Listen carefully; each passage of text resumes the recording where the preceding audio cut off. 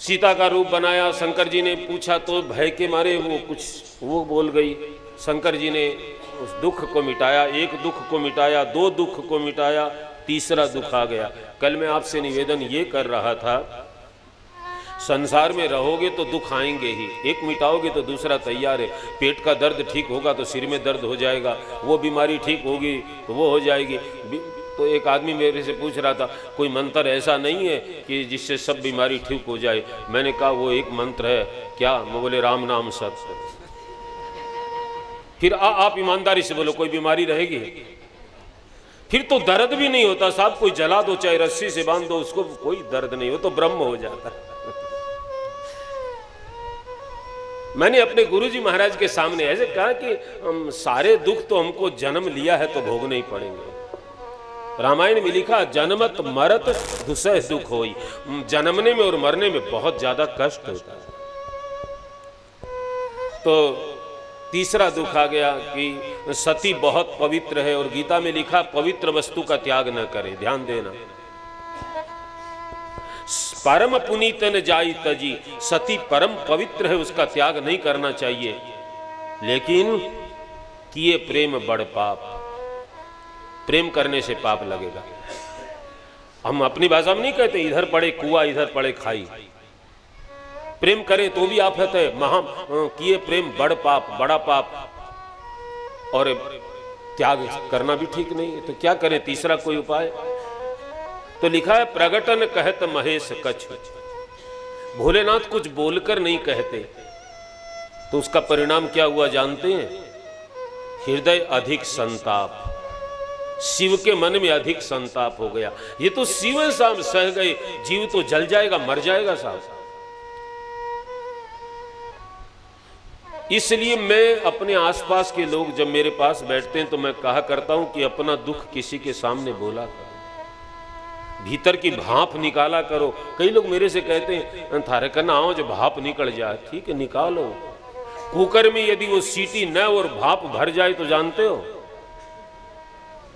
सीटी खराब हो जाए और वो न पास हो भाप, तब क्या परिणाम होगा? वैसे हमारे भीतर के कुकर में यदि वो कोई निकलने की व्यवस्था न हो तो, लेकिन इसीलिए तो संताप होता है, हम किसी से कह नहीं सकते। और आज का आदमी इतना एडवांस हो गया कि वो किसी के सामने कहने में संकोच करता है। ठीक कहा मजबूर साहब ने कि सबसे बड़ा रोग क्या कहेंगे लोग, दुनिया में सबसे बड़ा रोग क्या कहेंगे लोग। शिव किसको कहे? शिव और सती दो ही तो है, और सती को कुछ कहे तो उसी से तो गड़बड़ है। तो शिव हम जैसे लोगों को एक रास्ता दिखाते हैं कि आप किसी से न कह सको तो एक काम करो। क्या? तब शंकर प्रभु पद सिर नावा, तब शंकर प्रभु पद सिर नावा, सुमिरत राम हृदय अस आवा।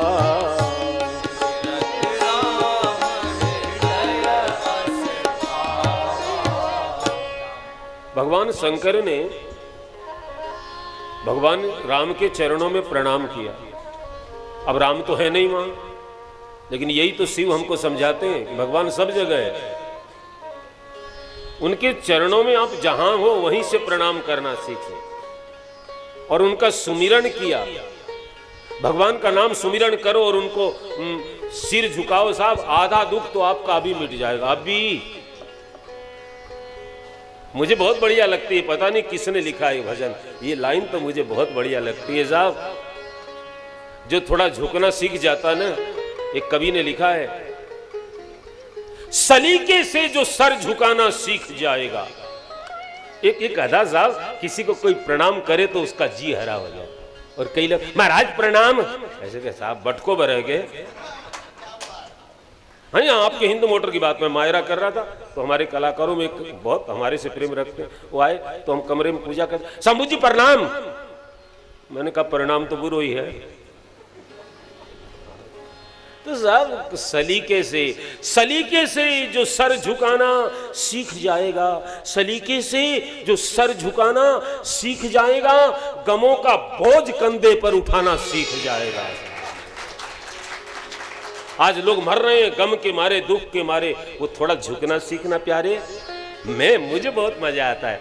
मुझे रास आ गया है तेरे दर पे सर झुकाना, हे हरि हे गोविंद,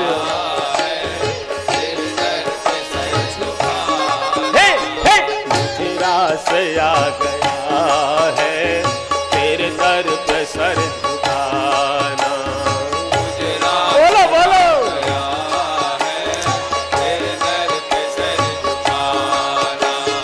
मुझे रास आ गया है तेरे दर पे सर झुकाना,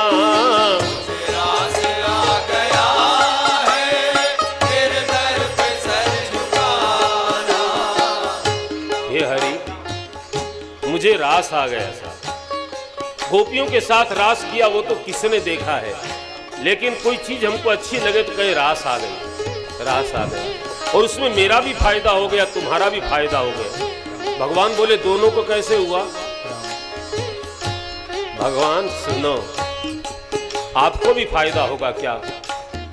मुझे मिल गया पुजारी, मुझे मिल गया ठिकाना, मुझे मिल गया पुजारी, मुझे मिल गया, ए हरि तुझे मिल गया पुजारी, मुझे मिल गया ठिकाना, तुझे मिल गया पुजारी, मुझे मिल गया ठिकाना। ए मुझे रास आ गया है तेरे दर पे सर झुकाना, मुझे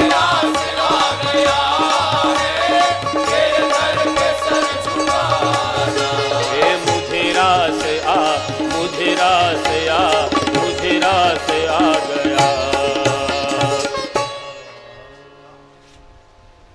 साहब थोड़ा झुकना सीख जाओ, बहुत मजा आता है। तो कई तो एक महात्मा बोले कि झुकता वही है जिसमें जान है, झुकता वही है जिसमें जान है। अरे आकड़न तो मुर्दे की पहचान है, वो क्या खाक झुके। शिव जीव को सिखाने के लिए तप शंकर प्रभु पर सिर लावा, सुमिरत राम, राम का सुमिरन किया तो हृदय आसावा। अरे किसी से सलाह करने का ऐसा न कोई मिले तो अपने अंतर में परमात्मा से पूछो, और शंकर जी के भीतर जवाब मिला। कोई दूसरे से जवाब मत मांगो, धोखा हो सकता है, अपने परमात्मा से पूछो।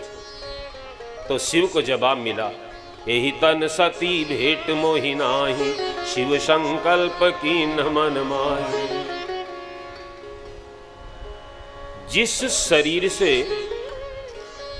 सती ने सीता का रूप बनाया है, उस शरीर से मेरी सती की भेंट नहीं हुई।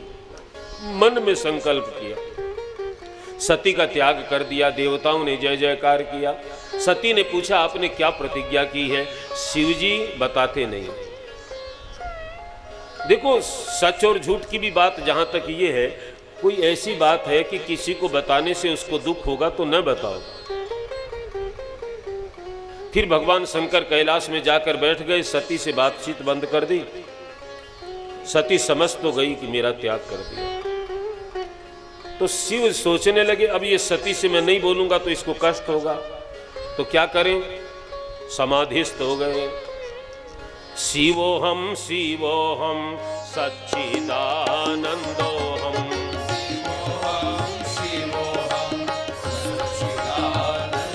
हे शिवोहम शिवोहम सच्चिदानंदोहम, शिवोहम शिवोहम सच्चिदानंदोहम। भगवान शंकराचार्य कहते हैं चिदानंद रूपः शिवोहम शिवो। समाधि लगा दो। अब नंदीश्वर नंदन वन में चले गए, जितने गण थे वो इधर उधर चले गए। साहब, जिसका शिव रूठ जाता है ना, उसका संसार बिगड़ जाता है। अपने शिव को संभालो। मैं कल की बात आपको याद दिलाऊं, अपने विश्वास को ठीक रखो। और बहुत दिन बीत गए, सती पश्चाताप कर रही है, भगवान से प्रार्थना कर रही है, अपनी गलती समझ में आ रही है, मैंने बहुत अपराध किए। पहला अपराध, मैंने पति की बात नहीं मानी, फिर परीक्षा लेने गई, फिर सीता का रूप बनाया और मेरे पति ने कहा सच बता दे। मैं बोल देती तो क्या होता? आप सच बोल दोगे परिवार में तो आपको कोई फांसी दे देगा, लेकिन झूठ बोलने की आदत हो गई हमारी। समझ लो, एक अपराध आपने किया तो जीवन में कई अपराध करने पड़ेंगे। एक झूठ को छुपाने के लिए लोग कहते हैं 100 झूठ बोलनी पड़ती है। पश्चाताप करो। भगवान से प्रार्थना कर रही है, हे विधाता, मैंने जैसा किया वैसा फल तो मुझे मिल गया, लेकिन शिव से विमुख होकर मुझे जीना अच्छा नहीं लगता है। भगवान से प्रार्थना करती है, जो प्रभु दीन दयालु कहावा, आरति हरण दीन जन, तो मैं विनय कराऊं कर जोरी, छूटूं बेगी देह यह।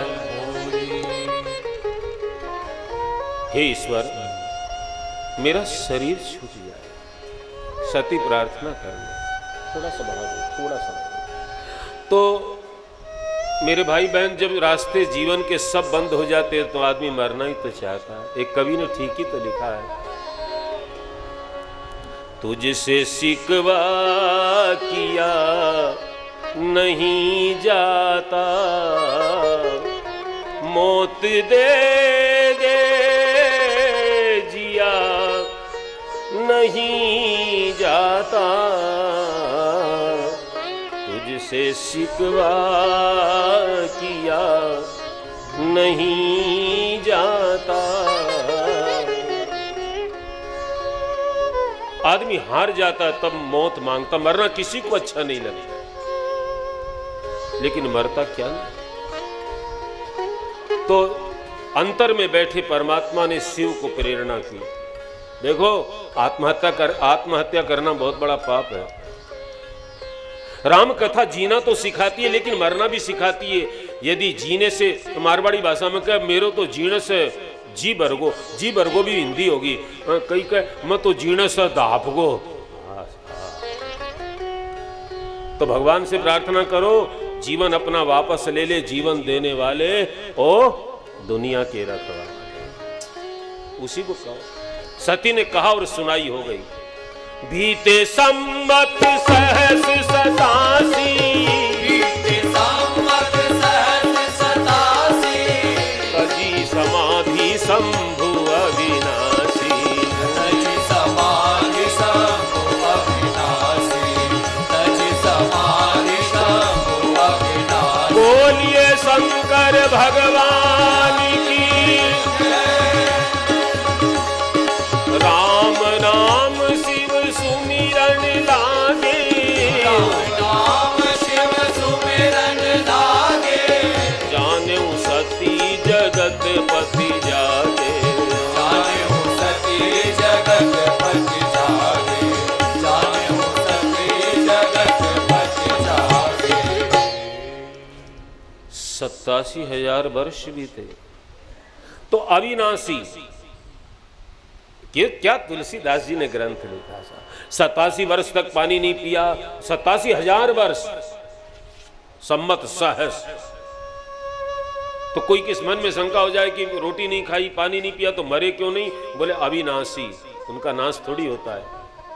जागे, समाधि का त्याग किया, और जागते ही क्या करते हैं? बोले राम नाम शिव सुमिरन लागे। जीवों को शिक्षा देते हैं, जीव तुम कलयुग के लोग तो समाधि लगा ही नहीं पाओगे। तो रात को सोओ ना। भगवान शंकराचार्य, आद्य शंकराचार्य जी ने कहा निद्रा समाधि स्थिति। हे भोलेनाथ, मैं सोता थोड़ी हूं, मैं तो आपकी समाधि लगता हूं। और भोले बाबा मान लेंगे कि ये समाधि लगा रहा है।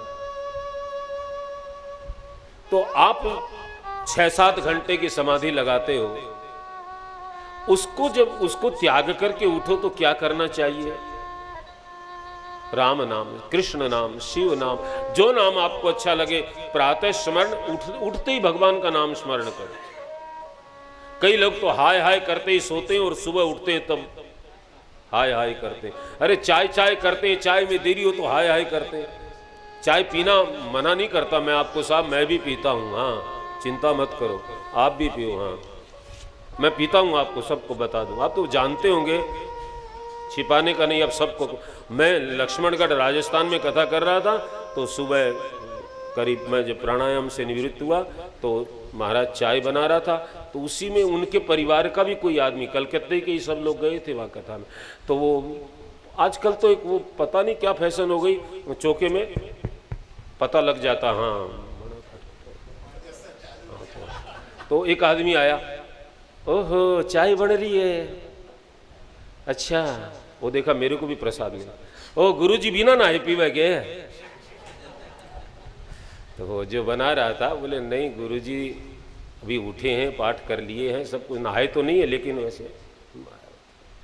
उसने मेरे को बता दिया, मैं कथा में जाके बोला, मरे भाई राजस्थान आ रहा हूँ, सुनो मैं बिना नहाए चाय पीऊँ, थाने कथा करनी हो तो कराओ, नहीं मेरी कोई दक्षिणा थोड़ी दी नहीं, मैं चालिया न पिसा दियो आज ही, अब भी ले। तो वो रंगबाजी है साहब, चाय पियो, चाय पीने के साहब मैं पीता हूँ, आपको कैसे मना करूँ, लेकिन थोड़ा भगवान का नाम ले लो और ऐसे बिना मुंह धोए चाय पियो, कोई तो कहीं तो उसको बैठ ठीक ऐसा नहीं है, मुंह धो, थोड़ा भगवान का नाम लो, होश में आओ ना तब फिर ठीक है। तो शंकर जी ने राम नाम सुमिरण किया, सती जान गई, जगतपति जाग गए, तो जाकर के प्रणाम किया। कहां सीख कराई, कौन सी कॉलेज में सती झुकना सीख कराई? पहले तो राम जी को भी प्रणाम नहीं किया, राम कथा वाचक को भी प्रणाम नहीं किया, शंकर जी को भी कहां प्रणाम करती थी। लेकिन है न मजे की बात, दुख व्यक्ति को झुकना सिखाता है। आप आपके दिमाग में बैठे तो स्वीकार करो, सुख व्यक्ति को शैतान बनाता है और दुख व्यक्ति को जीना सिखाता है।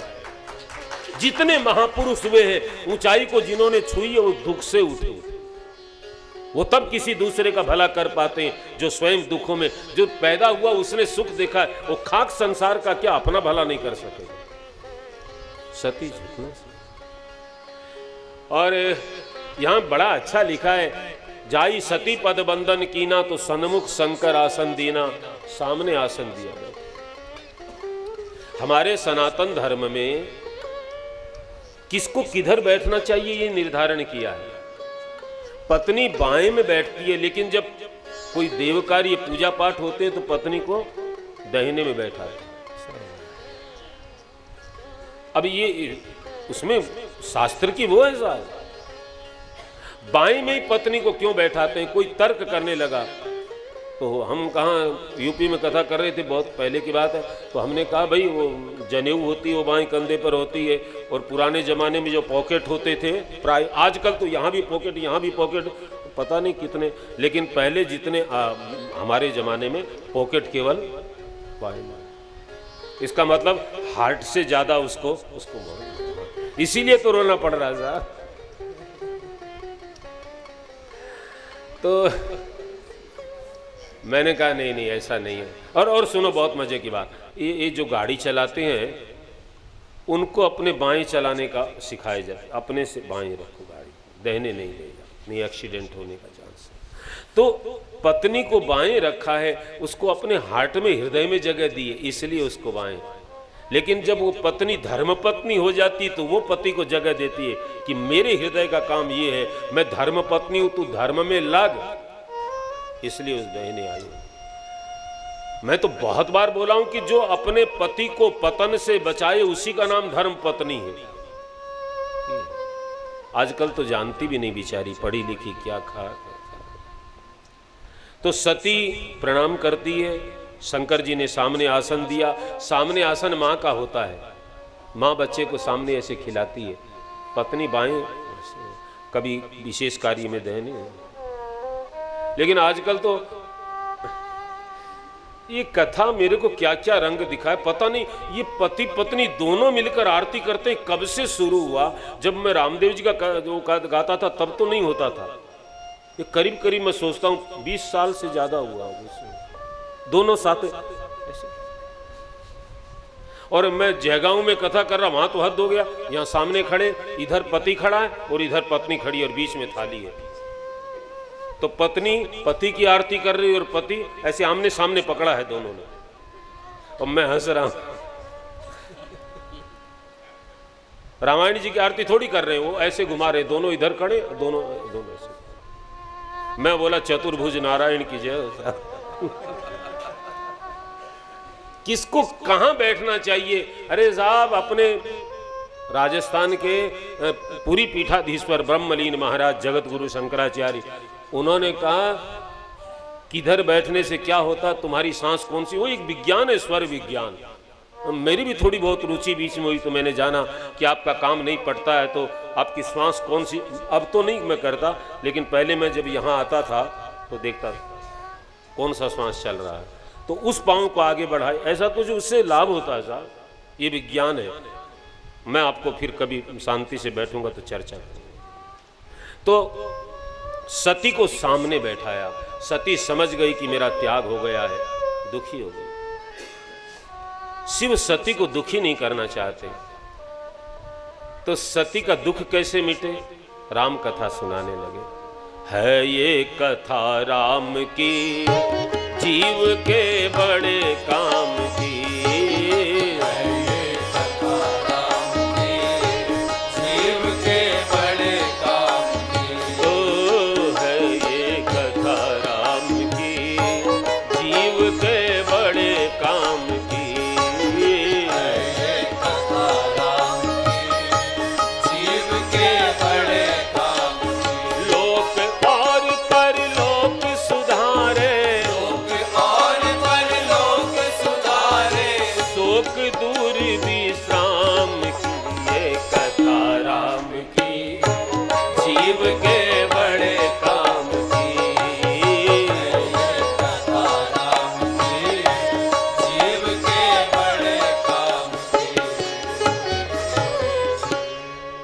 लेकिन सती का दुख कथा से दूर नहीं हुआ। कथा सुनना तो जानती नहीं है। यदि कथा पहले ही शिव के साथ सुन ली होती अगस्त के आश्रम में तो आज दुख होता। आकाश में विमान जा रहे थे तो सती का ध्यान वहां चला गया। पूछती महाराज ये विमान कहाँ जा रहे हैं? तो शंकर जी बोले तुम्हारे पिता के घर में जा रहे हैं। अच्छा, आपकी आज्ञा हो तो मैं चली जाऊं। शंकर जी बोले तेरे पिता के घर में यज्ञ हो रहा है, सब देवताओं को बुलाया है, मेरे को नहीं बुलाया। सती बोली महाराज आपको न बुलाया तो आप न जाए, मैं तो बेटी हूं, मैं तो बिना बुलाए भी जा सकती हूं।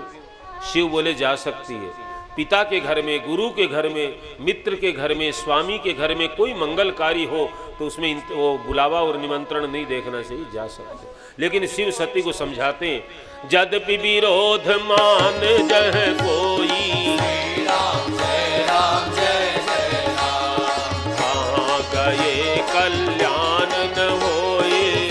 राम जय राम जय जय राम। जहाँ जाने से कोई विरोध माने नहीं जाना चाहिए, किसी का घर हो। शिव ने बहुत मना किया लेकिन सती मानी नहीं। यहाँ लिखा कह देखा शिव जतन बहु रहीन दक्ष कुमार। शिव जी ने अपना प्रयास बहुत किया लेकिन दक्ष की बेटी मानती नहीं है। शिव समझ गए गड़बड़ है, अब इसका चित्त चंचल हो गया, मरेगी जरूर। मैं नहीं जाने दूंगा तो यहां मर जाएगी और जाने दूंगा तो वहां मर जाएगी। शिव ने निर्णय किया कि जहां जन्म लिया वहीं मरे, मेरे घर में क्यों मरे। तो बोले ठीक है जैसी तुम्हारी इच्छा। सती गई है। और मैं एक छोटी सी बात जल्दी में छोड़ रहा हूं मैं, लेकिन काम की इसलिए फिर आपको बता दूं कि शंकर जी ने सती को बताया मेरा तेरे पिता का कोई बैर नहीं है। ब्रह्म सभा हमसन दुख माना, तेहिते अजऊ करही अपमाना। ब्रह्मा की सभा में मैं बैठा था, तेरे पिता आए, वो दक्ष प्रजापति थे, सारे देवता खड़े हो गए और मैं तो ध्यान में था, मेरे को पता भी नहीं कौन आया, और तेरे पिता दुख मान लिए। तब से मन मुटाव हो गया, आज तक मेरा अपमान करते हैं उस घटना से। हमसन दुख माना, ध्यान देना, बस ये समझने की बात है, इसलिए मैंने इसको फिर से याद कर दिया। कई दुख हमारे जीवन में ऐसे हैं कि हमने मान रखे, ये सोच, वो आप चाहो तो अभी छोड़ सकते हो। अब हम किसी के घर में गए साहब, वो तो उसने हमको फलाना, और तो सब घर के मिले, लेकिन वो जो था उसने तो मेरे से बात नहीं की, वो नहीं। अब वो शायद उसने देखा ही ना हो, ऐसा भी तो हो सकता है, या वो कोई अपने शारीरिक कोई व्याधि में परेशान हो, कोई कारण हो, आपने दुख क्यों मान लिया? मेरे भाई बहन, ज्यादातर दुख हमारे आपके माने हुए। ईमानदारी से सोचो, फलाना आदमी हमारे बारे में बुरा सोचता है, ये तुमने मान रखा है तुम्हारे पास कोई यंत्र कि तुम उसकी जांच कर सको? मान रखा है तो माना हुआ दुख तो छोड़ दो ना। रामचरितमानस में दुख पाने के 4 वो है रास्ते, काल कर्म, कालवश, कर्मवश, गुणवश और धर्म स्वभाववश। अब ये कालवश, कोई आपदा आ गई, कोई ऐसा, अब ठंड आने वाली है तो जोर की ठंड पड़े, हमारे पास पहनने को कपड़े नहीं है तो दुख हो, नहाने में कष्ट हो, तो ये तो काल का समय का कष्ट है, वो सबको काल। कर्मवश, हम कुछ ऐसे काम करें या पिछले जन्म में किए उससे दुख होता है, काल कर्म गुण। गुण जो सतोगुण, रजोगुण, तमोगुण, इनसे भी दुख सुख होता है, दुख होता है। और एक चौथा कारण है स्वभाववश। मैं केवल इतना निवेदन आपसे करूं कि स्वभाव के कारण जो दुख है उसको आप छोड़ सकते हो। कालवश, काल वाले दुख को आप नहीं मिटा सकोगे, कर्म वाले को भी कैसे मिटाओगे, गुण वाले को भी, लेकिन ये चौथा दुख है स्वभाववश मिटा सकते। तो सती को समझाया, मानी नहीं, पिता के यज्ञ में गई, सती का अपमान हुआ और सती ने शरीर त्याग कर दिया। लेकिन मरती समय सती ने हरि से मांगा, जहां भी मेरा जन्म हो मुझे नारी का शरीर मिले, और जन्म जन्म शिव पद अनुरागा, भगवान शंकर के चरणों में मेरा अनुराग है। और यहां शंकर जी को पता लगा तो शंकर जी वीरभद्र को भेजते हैं। वीरभद्र ने आकर के यज्ञ को विध्वंस कर दिया है और दक्ष का सिर काट करके यज्ञ में डाल दिया। ऐसी सब कथा है। तो अब सती का दूसरा जन्म होता है पार्वती जी के रूप में। राजा हिमाचल के यहाँ जन्म हो, बेटी का जन्म हो, राजा ने उत्सव मनाया है। आजकल तो बेटी के जन्म से थोड़ा वो करने लगे, लेकिन हमारे शास्त्र ये कहते हैं, रामचरितमानस में भी एक चौपाई आती है, पुत्री पवित्र किए कुल दोहु। बेटा यदि लायक होगा तो केवल अपने कुल का उद्धार करेगा, लेकिन बेटी लायक होगी तो 2 कुलों का उद्धार कर देगी। इसलिए कन्यादान की बड़ी महिमा हमारे यहाँ। प्रत्येक नारी के सामने देवी लिखते हैं, फलानी देवी, गीता देवी, सीता देवी, राधा देवी, जो भी नाम हो देवी। बताओ आज तक किसी पुरुष के सामने देवा लिखा हो, देवता लिखा? कोई है उदाहरण है? देवी के साथ तो देवता होना चाहिए ना, लेकिन पुरुष में देवता। अब आगे बोलना नहीं है साहब, कहीं नाराज हो जाएगा, महाराज मार खातर के कहोगा। अरे तो मैं भी तो धारली पार्टी में हूं, लेकिन सत्य तो स्वीकार करो। वो देवी है कि सबको खाना खिला के खाती है, पहले बनाती, पर आजकल के देवी नहीं, आजकल की डिस्को देवी है, बनाते बनाते खाती है। दिल के टुकड़े 1000, कोई इधर गिरा कोई उधर गिरा, रे एक जगह पड़ा तो साड़ा उठा तो ले, कोई अठी पड़े तेरो दिल की तो बड़ो है। ऐसा गाना गाती है, फिर खाना बनाती है और खाने वाले के टुकड़े टुकड़े। तो सती ने, पार्वती जी का जन्म हुआ तो राजा ने उत्सव मनाया। बेटी के जन्म को हमारे यहाँ उत्सव मानते। बात तो नारद जी को समाचार मिला। नारद जी हरि गुण गाते वीणा बजाते आ गए। श्रीमन नारायण नारायण नारायण, श्रीमन नारायण नारायण नारायण, ए भजमन नारायण नारायण नारायण, नारायण नारायण नारायण, ये सत्य नारायण नारायण नारायण, सत्य नारायण नारायण नारायण, हे लक्ष्मी नारायण नारायण नारायण, लक्ष्मी नारायण नारायण नारायण, भजमन नारायण नारायण नारायण।